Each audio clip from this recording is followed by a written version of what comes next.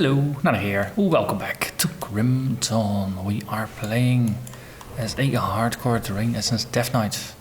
We have made it to Act 2 on Elite. In this episode we're gonna head into the Arkovian Undercity. But before that, there's a little bit of secret space I'd like to explore. Now, there's this lovely little hidden place that you can't really see it, but if you switch your screen, there is a tunnel here.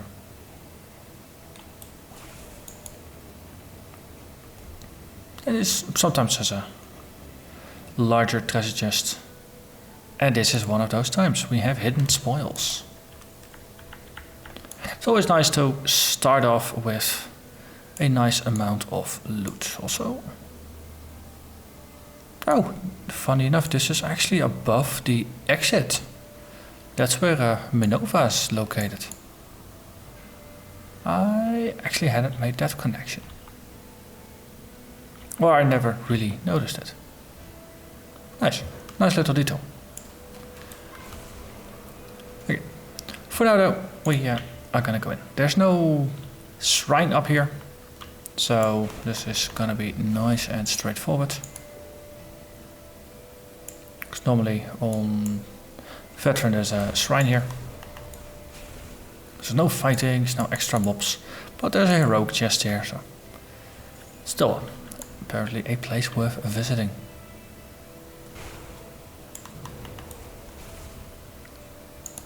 So it's usually the outside areas not that challenging, it's the insides and especially the deeper levels where monster levels are scaling more aggressively and where the monsters are simply more difficult. But in this case I already saw some mobs outside that were level 65, so they're 3 levels above me. Hello, secret area.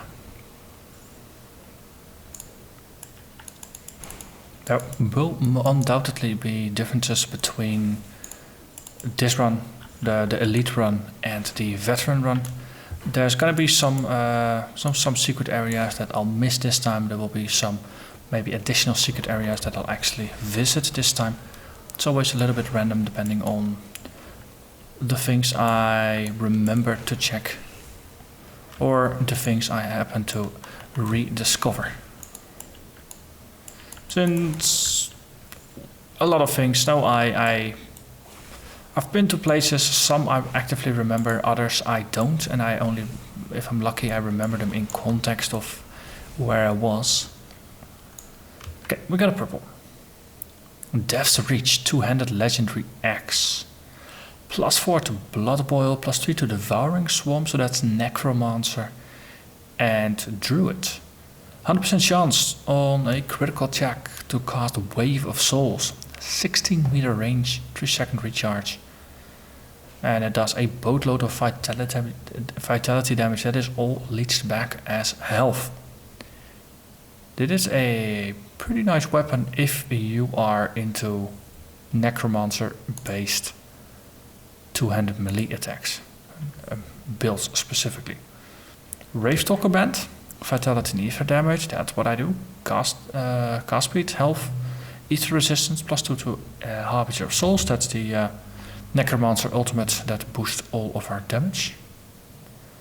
Not bad. The other rings have more general resist, they have some energy regen rather than a cast speed increase, which effectively translates to a mana use increase, but it's still decent. And there is a Balrazar.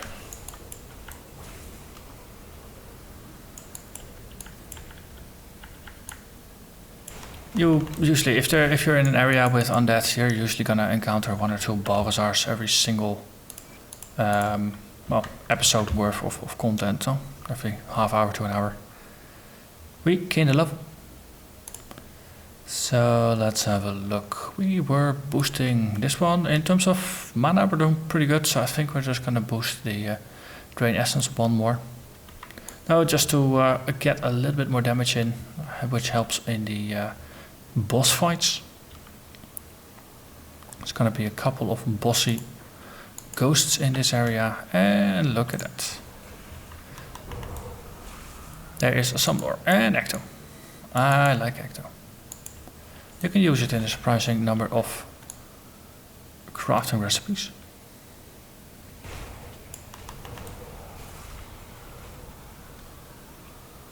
Or it shows up indirectly as vengeful spirits which require Ecto to craft.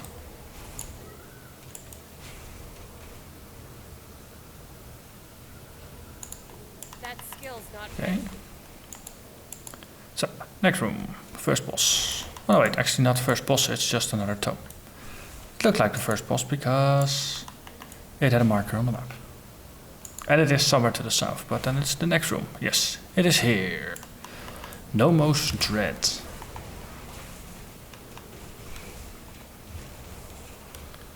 But looks like we're doing rather alright here. So pick up all the things, let the enemies just walk in here. They're mostly just gonna take themselves out anyway. It's not a true fight, especially if they're shooting at pillars, then they're really not gonna hurt me all that much.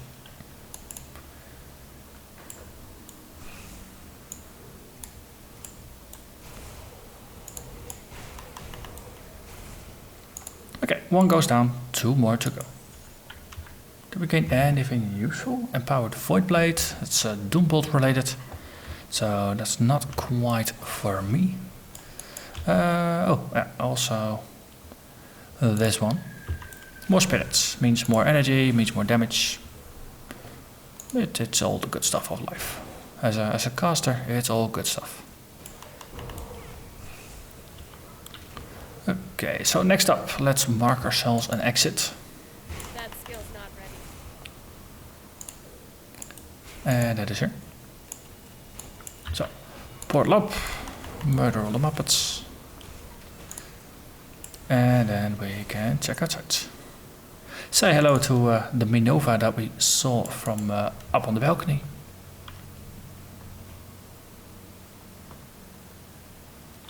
See, we were up there,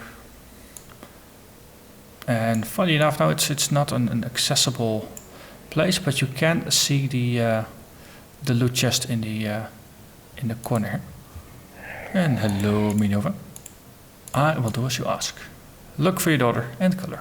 It's definitely a little bit grim in the Grim Dawn. But no, it's maybe more nicely put as put her out of her misery. Then it's all fine.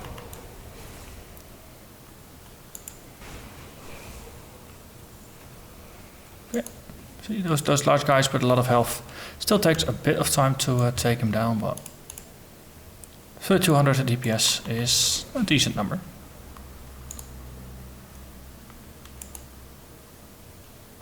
Okay, another lore bit here. Yep. Okay, that's the third one, and it insta completes, and we get a relic for Inferno, or a blueprint for the Inferno relic. Storm Revenants, Spectral Bludgeons, that's not quite the one I want. I wouldn't mind another crack at a Spectral War Shield drop. I mean, the one I've got is alright. I mean, 16% physical resistance is pretty decent. Well, you can always get upgrades, right? So the more you drop, the more you can filter. And either the one you have is going to be better than like 20 different ones that drop, in which case you got a pretty nice thing. Or it's gonna get replaced by the next 20 drops, and each time you find yourself upgrading into the next one, which also isn't too bad. So it's a little bit of a hassle having to shuffle mods around and things like that. No components, augments, all those things. But well, if you end up with better gear, then of course that is worth it. Hello there, Gargantuan. Goodbye, Gargantuan. And then we go here, we go there. Thank you, Blitz, for carrying me across the room. And then down to the next level we go.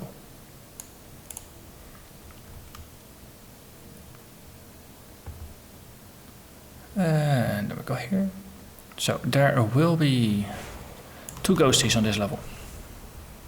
Well, to named unique ghosties, that is. No, there's going to be more random ghosties, of course. Loudus of Vagra is usually somewhere near the bottom, and the other one is near the top. There we have one of Vagra. Okay, so a bunch of meteors. Also a healer. Take out healers before you try to deal with bosses, because, well, healers heal bosses, and that's not a good thing, because it takes quite some effort to take down a boss health, and the healers really don't have to expend a lot of effort to get that health back up, so, you know, kill them. Malediction. That's definitely poison-based. Gets you Malediction Aura, or at least an activated ability. Imbue your weapons with caustic poisons and virulent disease, infecting your enemies with every strike. Yeah, it's a toggle. Some energy per second, reserved 25% chance to slow or and reduce target resistances, and it adds some acid. Acid damage also increases acid and poison damage by 150%, and it gives you nearly 3700 poison damage retaliation. It's definitely not a bad one for a poison-based build. Definitely not a bad one. So I've been finding a couple of poison-based items recently.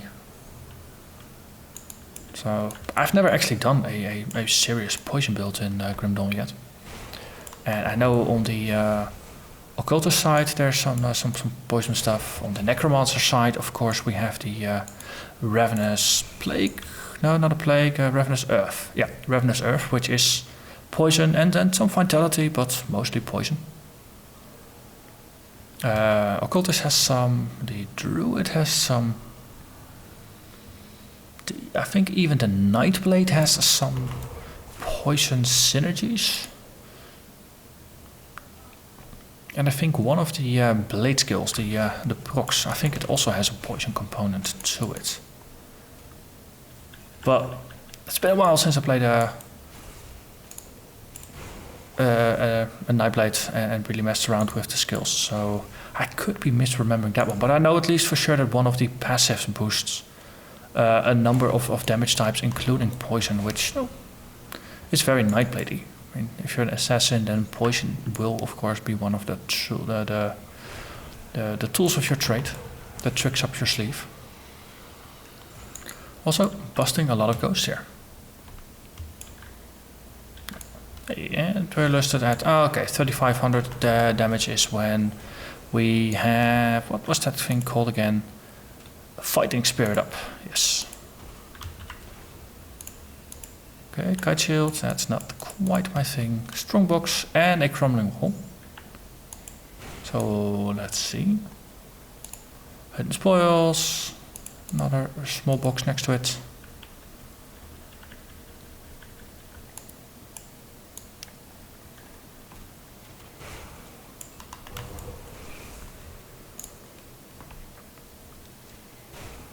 I wonder, because this is...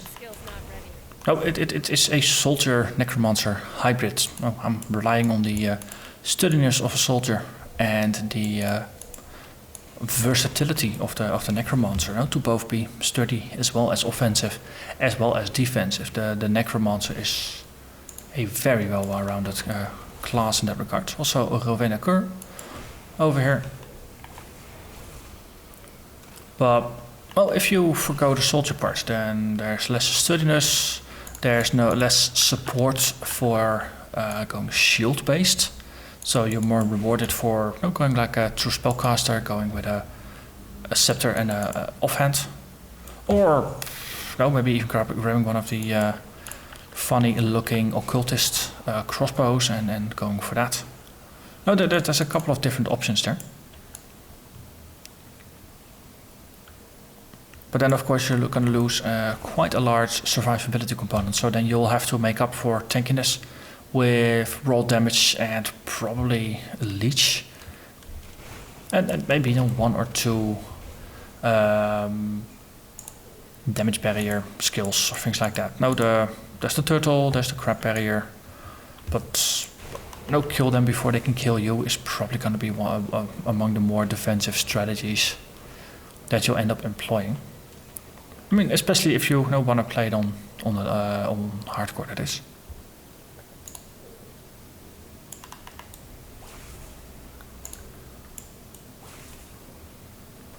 Okay, there we go. That skill's not ready. No, for the foreseeable future, I will of course be playing this build. I must say the progress has been going on pretty good. I mean, we completed Veteran in 26 episodes. So now if we naively extrapolate that, then in about 78 episodes, if everything lasts exactly as long, then we'll roughly have a finished thing. So that's 50 more episodes. Actually, we're already part way there. Oh, but no, that's gonna be at least like another 3 months. Probably closer to 4 months, given that at some point there is going to be a new Path of Exile release, and I'll shift focus a little bit more there and then focus back, of course.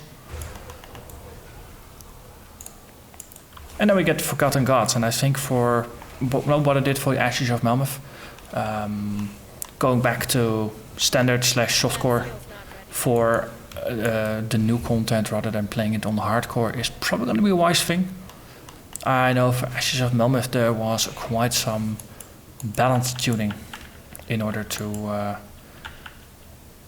make it a little less overly punishing, if I remember reading the patch notes correctly. Also, we need a cold stone here. So let's get myself a cold stone. And sure. Lots of items were found. Cold stone. See, there's going to be lots of loot here as well.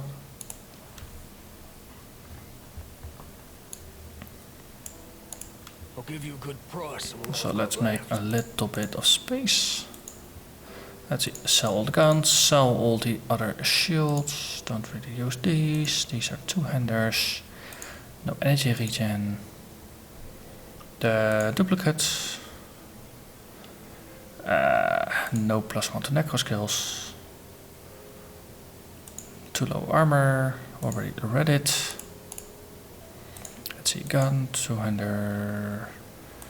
Worthless axe, wrong shields. It's kind of nice. Most of the items are just rubbish. They're just money. So filtering through them.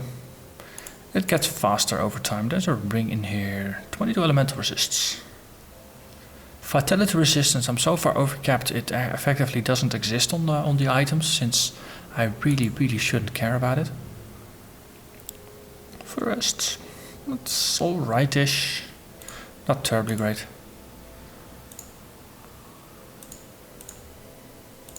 Yeah, most of these are just downgrades. And then we have runic bracers. I think we actually used these before we switched to legendaries. And of course I always grab more stuff. Coldstone. Yes, coldstone. Got distracted a little bit. Coldstone. So we need 4 parts. 1, 2, 3, 4. Ta-da! We have 1 coldstone. Okay. So we go here. Might as well just stash all the components. Overflowing with life potions. That's all right. And let's actually put this in the bin of items to have a look at later. Oh, of course, legendaries. I keep legendaries. There's no real doubt about that. This is just all the elite items I found so far that I can't put in the other tabs that are level appropriate. Lack of storage space, still one of my frustrations in this game. I know there's some mods that could help you fix it, but no, they're not officially supported, and often enough there's things that change or break in the game save game files and things like that that I just don't want to bother with it. I just keep very naively hoping for better support for expanded storage in a future expansion. Blade Master's Talisman. I thought I already had this, but I don't. So that's nice. I think there are some recipes that require it, so having it is useful. Also, did we manage to get a Kelrian Soul? I don't think so, or I haven't noticed it.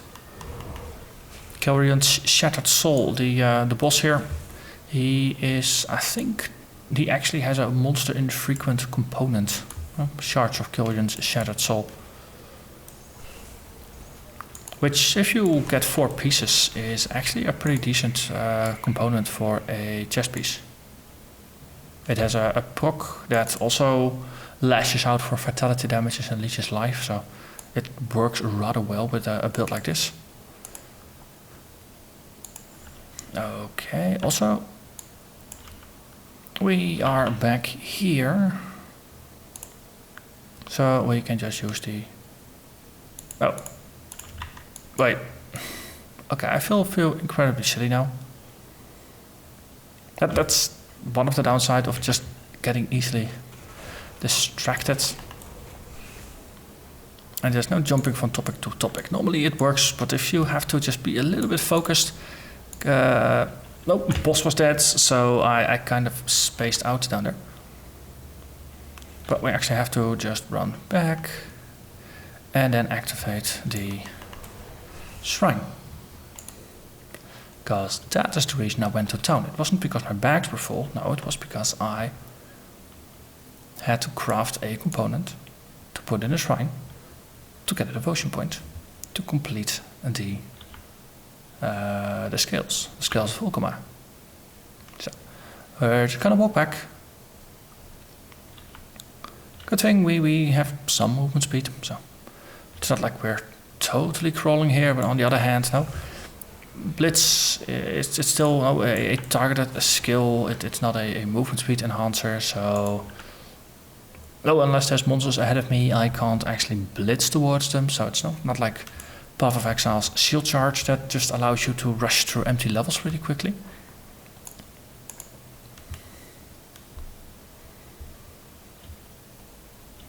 But no, a lot of the awkwardness of skills or other things in Grim Dawn, some of it is simply due to maybe choices of what the game designers thought was nice or appropriate for their game, and others are simply just technical limitations of the game engine, because that's one thing that is easy to forget. What this engine is built, it's the same engine that powered Titan Quest back in the early 2000s. And the engine, it was built by the developers, so they kind of know it. They've tuned it and tweaked it over time, but at some point, there's only so far that you can patch up an old engine before it's just better to do a total overhaul. So I wonder if after Forgotten Gods we're gonna see more expansion or feature work for Grim Dawn, or if maybe we're gonna see the devs work on Grim Dawn 2 in a new engine, because that would be nice. Because don't keep in mind they sold quite some copies of the game, and I think the expansions and DLC have sold relatively well as well. And they don't really have a large team, so there is a good chance they actually managed to save up some money to allow them to take like two maybe 3 years to just work on a totally new engine for Grim Dawn 2. No, that's just another bit of wishful thinking maybe, but wishful thinking is kind of nice. Okay, we're gonna get energy and energy regen, so let's have a look. What are we doing now? 76, which becomes 76 becomes nearly 90. So we gain 14 points of energy. I like it. That means we can crank up the level on Drain Essence by quite a bit. And maybe also put some points in the dependencies. Just increasing the crit damage, the chance of affecting multiple targets. We're actually getting another target next time. Cranking up the life regen, cranking up the vitality damage and the vitality decay duration. So lots of nice things here, and we definitely seem to have the energy budget to work with that. So in terms of devotions, we now have 10 points, thanks to the skills of Ultima. So the next couple points, next 3 points, are going to go into the Lion. So that gets us another 3 points. So then we're at 15 bonus points, or 5 bonus points. At that point we can unassign points from the Crane. So we're gonna lose some resistances. The Crane has a lot of resists. Bit of damage, but mostly resists. And then once those 5 points have been deallocated, then effectively what we did was turn 3 points, turn 5 points into 3 points, saving 2 points. So we can get started on the prerequisites of the Obelisk of Menhir, because 8 points is all we need here. And for that we're gonna get a bunch of blues. So I think I have the lizard over here. Lizard has nice bits of health regen, some health, some movement speed. That's nice things. Then after we grab that, we can unassign the blue point, because we will have some surpluses. And then the compass, I think some defensive things here. There's a little bit of everything in the compass. 8% movement speed is nice. Now stacks with the 3% from that one. Some resists here to make up for what we lose in the Crane. Then the gallows, some vitality damage, some resists, some health, and a little bit more vitality damage. So again, compensating a little bit for what we lost in the Crane there. And then lastly, we should have enough points to go for the Obelisk of Menhir. And then I think we started here in the center, and then we take the left way around, go for the Puck.